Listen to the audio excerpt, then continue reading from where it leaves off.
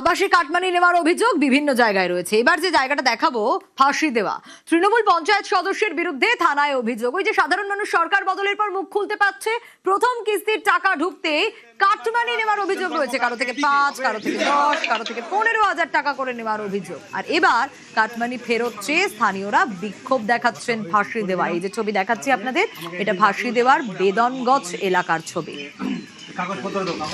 Half কিস্তিটা দিল, half কিস্তিটা পরে কিছুদিন আরও পরে আসে।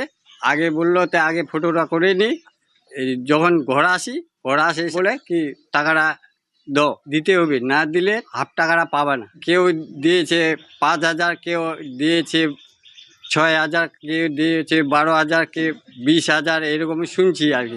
থানায় এফআইআর করলাম, তো এই টাকাটা বলে ঘুরায় মিলবে।